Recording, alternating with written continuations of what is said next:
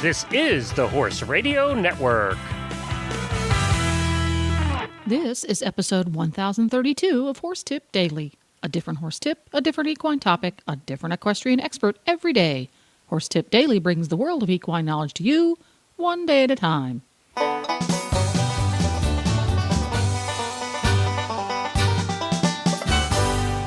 Greetings, horse people. Coach Jen here, and thanks for tuning in to Horse Tip Daily. Today's tip is an excerpt from the Rutgers Equine Science Center Horse Health segment on the Horses in the Morning show. Dr. Malinowski talks about what a senior horse is and how to keep him or her happy, healthy, and active. And we'll get right to our tip after this important message from EquestrianCollections.com. Hi, Glenn here, and I am talking with Debbie from Equestrian Collections with the product of the week. Hey, Glenn, and you know what? Everybody is shedding now. You know, my horse is a black and white gypsy, mostly white, and I look like a polar bear when I come out from grooming him these days. And so I was thinking that I should feature a shedding blade, and I found one that was very unique. It's the Gruma opening shedding blade. And there's two things that I found that makes this pretty unique and pretty cool. And one is that it has thin, blade, the teeth on one side are smaller and more fine, and then the teeth on the other side are your regular kind that you can get good on the body. So I thought this was really kind of a neat thing you can use in all different parts of the horse's body with the fine side and the coarse side. Also, it locks. Instead of, how you have to put them together and you pull that thing through and through the loop, this is different. You just close it up and the little loop's at the bottom and it locks in place. But if you want to use it as a round thing or if you want to put it together like that and hang it on the wall, which is what I do, this was just a sort of a new design for a shedding blade. So that's why I wanted to feature that today. But, of course, everybody knows that it's shedding time, and it's time to get some new shedding blades because, let me tell you, if you don't replace them every year, then those teeth get dulled, and it doesn't do nearly the good job that you need to. So you need to replace your shedding blade. So for, $11, you can get this whole new cool one. And that's the Gruma opening shedding blade. You can find it at EquestrianCollections.com. Just search for Gruma, Grooma. Just put in shedding blade, and it will pop up. I do like the design, and here in Florida, the sand really kills the teeth. So, and I know mud does as well. So you're absolutely right. It's time to look for a new one, and why not the best one on the market?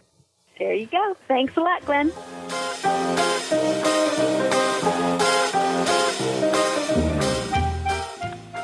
That's right. It is that time of the day and the time of the week, and we've got Dr. Malinowski on the phone. Good morning, Doctor. Hey, Jamie and Glenn. How are you? Happy holidays. Thanks. Happy holidays to you, too. We absolutely love having you on, and you're so interesting to listen to and to talk to, and I know that we're talking about something that's pretty darn close to your heart today. Yes, we are, Jamie. Matter of fact, I was just waiting to get on talking to Jennifer that, other than all of the work of studying the aging process in horses here at Rutgers University, personally, I also still take care. I'm the caretaker of Lord Nelson, who was the horse that was on the mounted patrol here for over 20 years, and he's now 41 years of age, and he's starting, Glenn, to unfortunately show dramatically the signs of his age. And, we're keeping our fingers crossed. He's still bright as a penny. He's still galloping up the field, but he's starting to show his age. I am too. So you just bring him over and we'll hang out together, all right? Well, I'll tell you, he might appreciate the warm weather, and I'm worried about the ice this year and snow and that sort of thing, and keeping him warm and keeping his body weight up and all of those good things. But not only are we studying what's going on in these wonderful animals, Glenn and Jamie, we're also we're practicing what we preach. I mean, we've kept him going. He was still riding, actively exercising at 39 years of age, and so 2 years later now, he's showing all the signs of old age. It's just Like not me. quite fair. It's just not quite fair that they don't live as long as us. Our horse partners and our cat and dog partners, just not quite fair. It's tough to see them go through that. Now, what we're going to talk about today is how to comfortably make them last until they're 41 years old. So, starting with, I always found that the older horses, I have a soft spot in my heart, Dr. Malinowski, for the senior equines. And, one of the things that I think is the biggest problem is keeping weight on them. Let's start with that. Yep. And of course, Jamie, it's important because 20% about of our total equine population in the world now are older horses, and so they are a very important a group of horses that we need to be talking about and look at. And I think one thing that we don't want to forget is science is studying aging in horses, that 20 is the age that we've chosen to say that we're starting to really see physiological changes due to aging after the age of 20. So if your horse is in its late teens, it's a mere teenager, and don't change anything. But getting back to your question, Jamie, keeping weight on these horses, I think good quality hay and forage is always paramount. Typical things such as dental checkups, and deworming programs. I think our horses are living longer now because of our parasite control. That, when ivermectin came out decades ago, that gave the older horse a boost. And also, of course, our senior feeds, which tend to be higher in fat, not as high in starch, pelleted formulas, that are easier to eat, horses that don't have proper dentin. You can make, pea soups out of them, make some gruel that the horse can then slurp down. So as they get older, Jamie and Glenn, they don't absorb the digestive tract changes. They don't absorb nutrients as well as they can. And again, in Lord Nelson's case, it wasn't until he turned 40 that he started to show the signs of not being able to retain that weight. But, again, keep the basics, at least a 12% protein in that ration, high quality hay. People are afraid to feed alfalfa and grass mix hays to horses in general, let alone older horses. But older horses can do very well on, a high protein hay, like a good alfalfa grass mix. And if you really do get into trouble, up to a cup of oil a day. Corn oil. People are feeding rice bran oil now, flaxseed oil. So there are a variety of feed companies now making oil mixtures for older horses. But again, corn oil that you can buy on sale at your supermarket certainly is a good place to start. It keeps the shine on them, and it also adds calories. On the oil, before you go on, on the oil thing, is there an oil that's bad for them? Like, we were looking up, I had this whole jug of peanut oil I didn't use when I was doing frying, and I didn't know if peanut oil was bad for them. Is there an oil that's bad for horses? It wouldn't be, Glenn. The answer is no, but I worry about oils just as you not using it, frying with it. It goes rancid very quickly. Okay. And so, horses might find an off taste. Pure vegetable oil may not be as attractive to them as a corn oil is. So, again, the key is not only to feed them the oil, but to make sure that you store it properly, especially, in Florida all year round. You don't want to leave it out in the sun in 90-degree heat because it's going to go bad and get off taste very, very quickly, and then they won't eat it.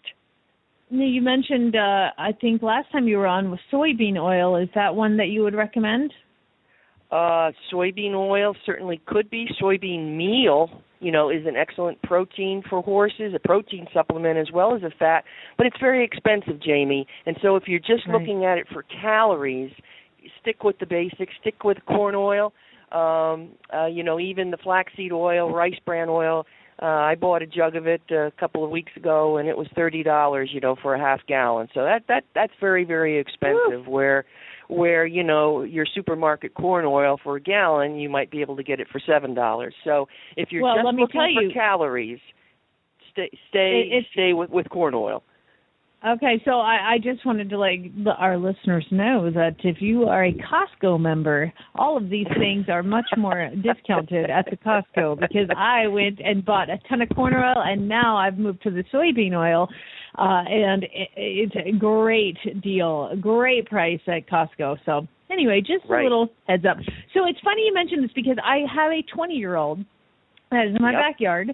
And I just now, he's at the end of his 20th year, and I just now noticed that he's just not quite as thrifty as he normally is, and it's perfect timing that you're on. So is this the time where you would recommend, because he's on just a Purina strategy, that we move him to a senior feed? Absolutely, Jamie. That's a great question, and actually I have a former racehorse who just turned 21, and we're going to be doing the same thing. So unlike Lord Nelson, who at 30 showed no signs of losing, body weight or muscle condition and that sort of thing, this horse is starting. It takes a lot more feed of strategy, in particular, to keep his weight on, and so we will be moving him at a much earlier age to a senior feed. Again, going from just a mixed grass hay. He's now on an alfalfa grass mix, and he's also getting his oil. So those are changes that we made with this 21-year-old, and he is being exercised at least twice a week, and so he is doing a much better job at maintaining his weight now. Do you like beet pulp for the older horses, soaked beet pulp?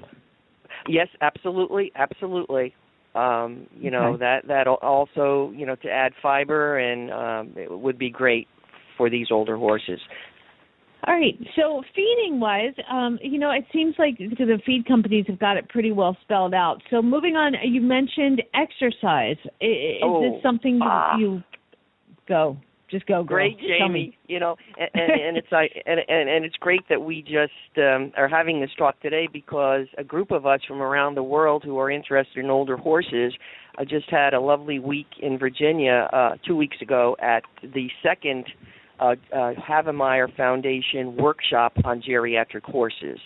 And one thing, a message that came through loud and clear throughout the 3-4 days of the conference was that exercise is a fabulous thing for old horses. A lot of the work that we've done, Jamie and Glenn, here in the aging process and studying the aging process as horses has looked at the effects of exercise.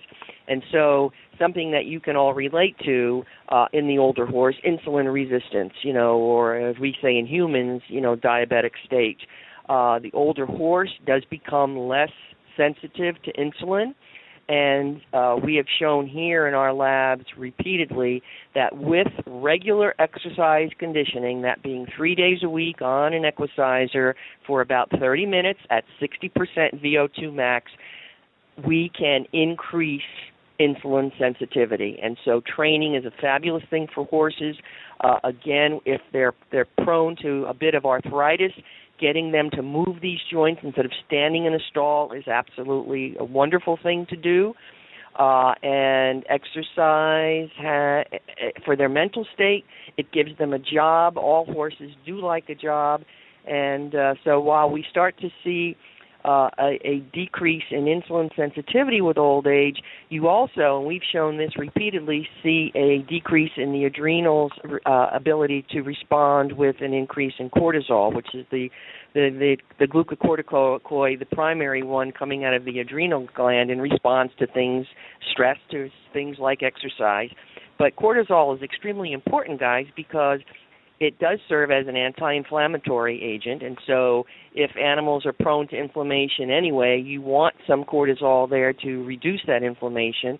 And also, it's responsible for mobilizing glycogen stores, so producing glucose, from taking glycogen from the liver, producing glucose, and getting that glucose back to the muscle. So this is important. So one thing we recommend is, while we've seen some changes in the older horses over 20 with exercise, in both cortisol levels and also insulin and glucose levels after exercise, they never get back to what they were when they were a younger animal. And so in exercising your older horse, certainly take thought that it takes them longer to recover afterwards. And something that Dr. McKeever also said to you folks, I believe 2 sessions ago, was that these older horses don't thermoregulate. Their cardiovascular function is not what it was when they were they were younger. And so if you are exercising an older horse, especially in Florida, don't take it out in the bright sunshine when it's 90 degrees and 90% humidity. Wait until the evening, wait till the early morning before you actually exercise these horses. And that makes sense. I mean, Nobody wants to exercise be out is there. just wonderful. No. And to get a little more scientific, and maybe time for another show, is something that we've recently, which we presented at the Havemeyer, was the role of heat shock proteins, a new class of proteins that actually are involved in cellular repair and homeostasis.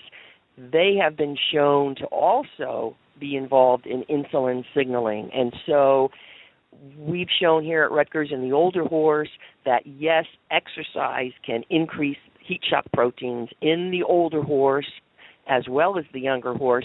And this may, down the road, guys, be a way of being able to manipulate the horse's system so that you actually can make the horse more insulin sensitive. So exercising older horses, if you can, it's a wonderful thing. If they need a gram of bute or something after a major exercise session or before, use it as an anti-inflammatory agent, and let them go literally at their own pace. You don't want to go crazy with an older horse, but they'll let you know when they're tired.